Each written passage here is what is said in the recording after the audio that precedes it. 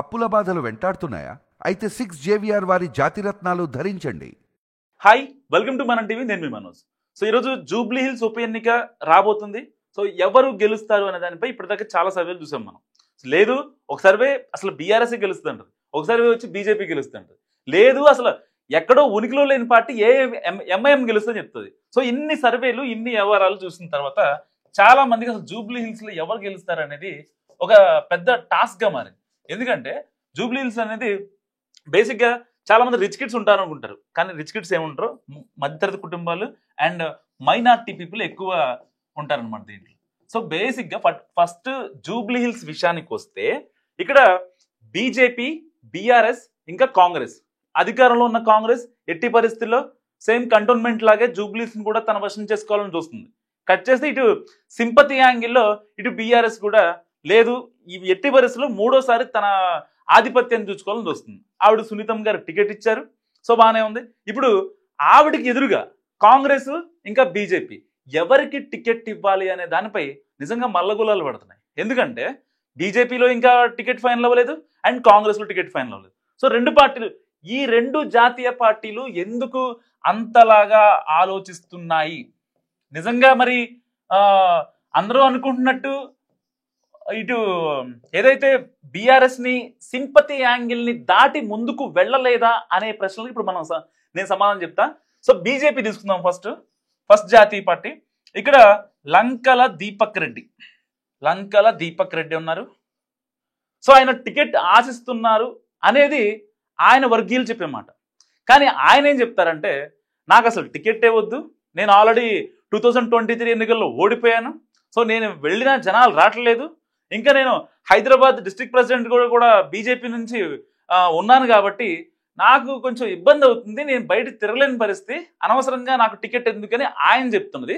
But ఆయన వర్గీయులు చెప్తున్న మాట ఏంటంటే, లేదు ఎట్టి పరిస్థితుల్లో మా అన్నకే టికెట్ వస్తుందని చెప్తున్నారు. సో ఇక్కడ కన్ఫర్మ్ అవ్వలేదు. అండ్ సెకండ్ కీర్తి రెడ్డి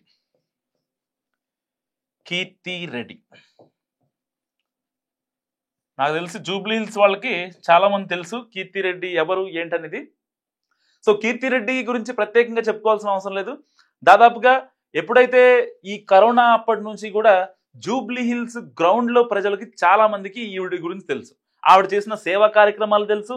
ప్రజల్లో ఏదన్నా అవసరం అంటే వాళ్ళు పార్టీ గురించి చూసే వ్యక్తి కాదు ఈవిడ. సో బేసిక్గా ఒక బిజినెస్ మ్యాగ్నెట్ కమ్ అటు సామాజిక వర్గ పరంగా రెడ్డి కమ్యూనిటీ అయినప్పటికీ కూడా ఎక్కడ భేషజాలు లేకుండా వాళ్ళు వీళ్ళు అనే ఒక తేడా లేకుండా ఆవిడ జనాల్లోకి వెళ్ళిన వ్యక్తి. నిజంగా ఈవిడ 2023 ఎన్నికల్లో బీజేపీ కోసం చేసిన కృషి జూబ్లీ హిల్స్ మొత్తం చూసింది.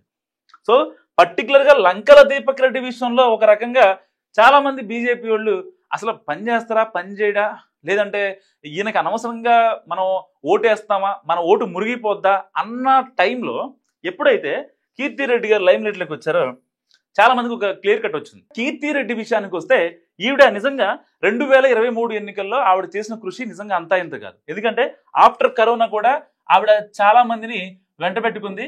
అసలు జూబ్లీ హిల్స్ లాంటి కాన్స్టెన్సీలో, ఎందుకంటే అక్కడ మైనార్టీ ఎక్కువ ఉంటారు, బేసిక్గా ఇక్కడ రెండు వస్తాయి కదా, ముస్లిం అంటే ఇటు బీజేపీకి ఓటేయకూడదు, ఇలాంటి అంటే జనరల్ పబ్లిక్లో ఉంటాయి ఇలాంటి థింగ్స్. సో అలాంటి నేపథ్యంలో కూడా ఆవిడ వెంట చాలా మంది మైనార్టీ వాళ్ళు కావచ్చు, ఇంకా బడుగు బలహీన వర్గాలు కావచ్చు. సో కీర్తి రెడ్డి గారు మాకు న్యాయం చేస్తారు, ఇబ్బంది ఏం లేదు అని చెప్పి ఆవిడ వెంట వచ్చిన పరిస్థితి అనమాట. సో నాట్ ఓన్లీ కరోనా తర్వాత కూడా ఆవిడ చాలా సంక్షేమ కార్యక్రమాలు చేసింది. జూబ్లీ హిల్స్ లో ఇలాంటివి అంటే ఒక రకంగా అప్పట్లో మాగంటి గోపీనాథ్ అని చెప్పుకునేవారు, కానీ ఆయన ఉన్నప్పుడు కూడా మాగంటి గోపీనాథ్ని మరిపించి మరి నిజంగా కీర్తి రెడ్డి చాలా సంక్షేమ కార్యక్రమాలు చేసింది. దీంట్లో ఏమాత్రం డౌట్ లేదు. అండ్ కాంగ్రెస్ విషయానికి వస్తే కాంగ్రెస్లో నిజంగా సీట్ల లొల్లి ఎలా ఉంటుంది అనేది మీకు ప్రత్యేకంగా చెప్పేది కాదు. ఎట్టి పరిస్థితిలో మాకే టికెట్ వస్తుంది, ఇటు కిరణ్ యాదవ్ కావచ్చు, ఇటు బొంతు రామ్మోహన్ కావచ్చు, లేదా ఇంకొకళ్ళు కావచ్చు, అసలు ఎంత ముందు ఈ టికెట్ లొల్లి దగ్గరే సగం అయిపోతుంది. ఎప్పుడైనా సరే కాంగ్రెస్ లాస్ట్ గెలవదా అని పక్కన పెడితే ఫస్ట్ ఈ టికెట్ లొల్లి దగ్గర మాత్రం చాలా మంది ముందుకు వస్తారు. ఇప్పుడు లైమ్ లైట్ లో ఉన్నది నవీన్ యాదవ్. సో ఇంట్రడక్షన్ అక్కర్లేదు మీకు. And Bonthu Rammohan. Third one వచ్చేసి అంజన్ కుమార్ యాదవ్. సో వీళ్ళంతా ఏంటంటే ఇప్పుడు నాకు టికెట్ వచ్చేసిందని చెప్పుకుంటున్నారు. బేసిక్గా కాంగ్రెస్ అయితే ఎవరికి టికెట్ ఫైనల్ చేయాల. సో ఇప్పుడు మరి కంపేర్ బీజేపీ కాంగ్రెస్లో రెండు జాతీయ పార్టీలు అయినప్పటికీ కూడా ఎవరెవరికి ఇప్పుడు బీజేపీ విషయానికి వస్తే బీజేపీ విషయంలో లంకల దీపక్ రెడ్డికి ఇవ్వాలా, ఇటు కీర్తిరెడ్డికి ఇవ్వాలా అనే ఒక డైలమా నడుస్తుంది. ఆ డైలమాలో ఇప్పుడు అభ్యర్థి ఇటు పార్టీ పరంగా సర్వేలు జరగవు. ఏదైనా ఒక జాతీయ పార్టీ ఒక బైపోల్ ఎలక్షన్ జరుగుతుందంటే అక్కడ ఏ అభ్యర్థిని నుంచోబెడితే ఎంత వరకు మనకి ప్లస్ అవుద్ది, మనకి ఎంత ఓట్ బ్యాంక్ ఉందనేది పక్కన పెట్టండి. 2023లో బీజేపీకి కేవలం 20,000 ఓట్లు వచ్చాయి, 20కే అంతే. పొర్రపాటున ఇప్పుడు గనక కీర్తిరెడ్డిని ఒకవేళ ఆవిడ గనక నుంచునే పరిస్థితి కనుక వస్తే నిజంగా ఇది డబల్ అయ్యే ఛాన్స్ ఉంది. సో అంటే బీజేపీ బేసిక్గా లాస్ట్ మినిట్ వరకు చాలా అంటే మైండ్ గేమ్ ఆడుతుంది, చాలా స్ట్రాటజికల్గా వెళ్తుంది. వన్స్ బీజేపీ అభ్యర్థి ఫైనల్ అయిన తర్వాత లంకల్ దీపక్క లేకపోతే కీర్తిరెడ్డి ఎవరనేది ఫైనల్ అయిన తర్వాత మొత్తం అసలు ఇప్పుడు దాకా జూబ్లీ హిల్స్ లో ఉన్న పరిస్థితి వేరు, ఆర్ఎస్ఎస్ ఇంకా బీజేపీ కలిసిన తర్వాత అక్కడ జూబ్లీ హిల్స్ పరిస్థితి వేరు. సో మొత్తం చేంజ్ అయిపోద్ది అనమాట సినారియో. మనకే అనిపిస్తుంది ఓకే ఇంత ఇంపాక్ట్ ఉందా అనిపిస్తుంది అనమాట. సో ఇప్పుడు వీళ్ళల్లో ఇలాంటి 20K ఓట్లు 20,000 ఓట్లు వస్తాయా రావు అనే సిచ్యువేషన్ నుంచి ఇది డబుల్ అయినా కానీ పెద్ద ఆశ్చర్యపడే మరలేదు. సో ఇప్పుడు కాంగ్రెస్ విషయానికి వస్తే రెండు జాతీయ పార్టీలు ఎందుకు ఇంకా మల్లగొల్లాలు పడుతున్నాయి. సో పర్టికులర్గా జూబ్లీహిల్స్ విషయంలో ఆలోచించేది వీళ్ళు క్యాస్ట్, రెండు పార్టీలు ఇది బీజేపీ కావచ్చు కాంగ్రెస్ కావచ్చు పర్టికులర్గా క్యాస్ట్ ఈక్వేషన్స్ మీద ఆధారపడతాయి. ఎందుకు క్యాస్ట్ ఈక్వేషన్స్? గతంలో ఇచ్చిన వాళ్ళకి ఇప్పుడు ఇవ్వట్లేదు. అజారుద్దీన్కి ఇచ్చింది కాంగ్రెస్ టికెట్, బట్ ఆయన ఓడిపోయారు. మళ్ళీ ఇప్పుడు ఆయన ప్రపోజల్ పెట్టారు ఏమని, నాకే టికెట్ కావాలి, మొన్నటిదాకా వద్దనుకున్నా బట్ కాంగ్రెస్ ఆలోచించాలి అని చెప్పి ఆయన మాట్లాడుతున్న పరిస్థితి. అజారుద్దీన్ కావాలంటున్నాడు. అండ్ ఇంకొకళ్ళు నవీన్ యాదవ్ కావచ్చు, బొంతు రామ్మోహన్ కావచ్చు, ఇలాంటి వాళ్ళు చాలా మంది పోటీ పడుతున్నారు. సో కానీ కాంగ్రెస్ అధిష్టానం ఆలోచిస్తుంది, రేవంత్ రెడ్డి మనసులో ఉంది ఓన్లీ యాదవ సామాజిక వర్గం నుంచే మనం టికెట్ ఇవ్వాలి. పోయినసారి మనం అనవసరంగా తప్పు చేసాం, వాళ్ళు ముస్లిం మైనార్టీలు వాళ్ళంతా మన వైపే ఉన్నారు అనేది ఇప్పుడు కాంగ్రెస్ ఆలోచన. సో కొంతమంది ఇటు అంటే ఫినాన్షియల్ పరంగా డబ్బు పెట్టగలరు, ఎటువంటి ఇబ్బంది లేదు, వాళ్ళు చూసుకుంటారు అనే యాదవ సామాజిక వర్గం మీద దృష్టి పెట్టారు రేవంత్ రెడ్డి. సో వాళ్ళకే టికెట్ వస్తుంది, ఎవరు అవునన్నా ఎవరు కాదన్నా అది నిజం. సో మన బీజేపీ నుంచి ఒకవేళ కీర్తిరెడ్డి ఫైనల్ అయితే అప్పుడు త్రిముఖ పోరు ఉంటుంది అనమాట. అది ఎట్లా చెప్తా, బీజేపీ నుంచి ఇది ఫైనల్ స్ట్రాటజీ, బీజేపీ నుంచి కీర్తిరెడ్డి, కాంగ్రెస్ నుంచి నవీన్ యాదవ్ అండ్ బీఆర్ఎస్ నుంచి ఆల్రెడీ సునీతమ్మ గారు లైన్లో ఉన్నారు, సునీతమ్మ. సో ఇప్పుడు ఒకవేళ జూబ్లీ హిల్స్లో ఉన్న ఓటర్లు ఎంతమంది ఉన్నారు, 3,40,000 మంది ఉన్నారు. సో 3,40,000లో 340Kలో మినిమం 65% ఓటింగ్ పక్కా జరుగుతుంది. మీకు తెలియదు కాదు ఎలాంటి వాళ్ళు బయటకు వస్తారు.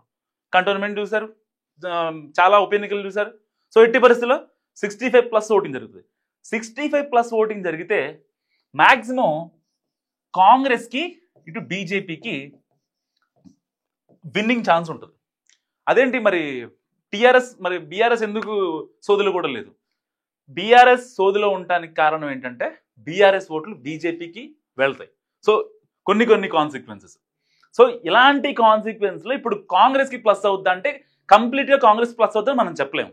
ఎందుకంటే ఈ ముస్లిం మైనారిటీలు ఎవరైతే ఉన్నారో వాళ్ళంతా ఇప్పుడు బీజేపీ సైడ్ ఉన్నట్టు బీజేపీ చెప్తుంది.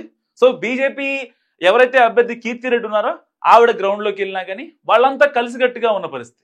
సో ఇప్పుడు మరి లంకల దీపక్ రెడ్డికి ఇస్తారా కీర్తిరెడ్డికి ఇస్తారా అనేది పక్కన పెట్టేస్తే బీజేపీ నేనున్న గ్రౌండ్లో ఎలాంటి ఇబ్బంది లేదు, సో నేను చూసుకుంటా అనే ఒక భావాన్ని బీజేపీ అయితే ఆ గ్రౌండ్లో ఎస్టాబ్లిష్ చేయగలిగింది అనమాట.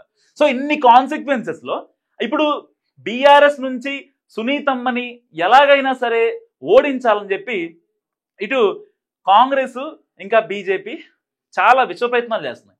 మరి సింపతి యాంగిల్ వర్కౌట్ అవుతుంది, వర్కౌట్ కాదు అనే చాలా చూస్తాం మనం.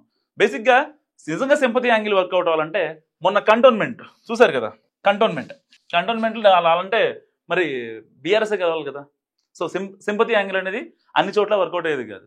కొన్నిసార్లు వర్కౌట్ అయ్యి ఓట్ షేర్ ఏమన్నా పెరిగి అంటే ఇప్పుడు suppose for example Danam Nagender ఉన్నాడు ఖైరతాబాద్.